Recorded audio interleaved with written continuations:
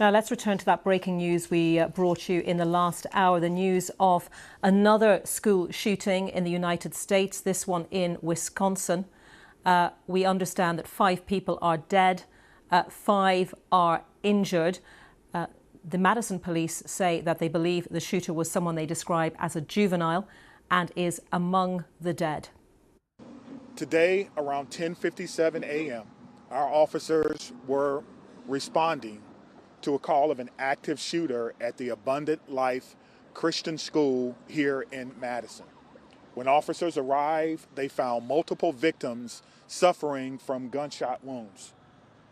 We train on this almost quarterly. The last time we trained on this as commanders was approximately 2 weeks ago. The protocols are simple. Stop the killing, stop the dying, find out who's doing this. And the officers did that, and they did that adamantly. We had officers from around the county and around the state that came in support of this particular incident. Officers located a juvenile who they believe was responsible for this deceased in the building.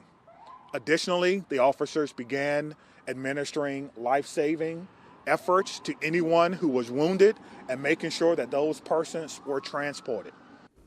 Well, let's cross to Washington and speak to our North America correspondent, Rowan Bridge. Rowan, I want to begin by correcting myself on those numbers. In fact, I'll let you do that because there's been an update on the figures that we were given a little earlier. Yeah, that's right. So I can give you the updated figures. We know that the juvenile with a gun was found dead at the scene. 2 other people are known to have been killed. And then the latest figures are there are 6 other people who've been injured. Their injuries range from minor to life-threatening. So 6 people injured, 2 people dead, and the juvenile with the gun also found dead at the school. They are believed to have been a pupil at the school, which catered for children from sort of nursery school age right up to 17, 18-year-olds.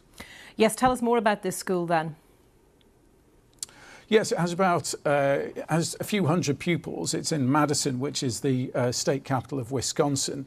Police were called there at just before 11 o'clock this morning after reports of a juvenile with a gun. They responded, officers in fact responded from across the state, and other local schools in the area were put into lockdown.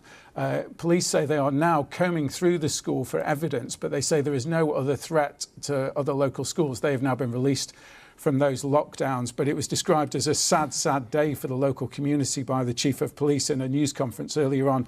And he said that he said everyone was sending their heartfelt wishes and thoughts to the community. And in fact, he went on to say that the trauma of an incident like this doesn't just go away, and that every person who was in that school at the time was a victim and will be a victim going forward. Rowan, thank you for that update. Rowan Bridge there in Washington for us.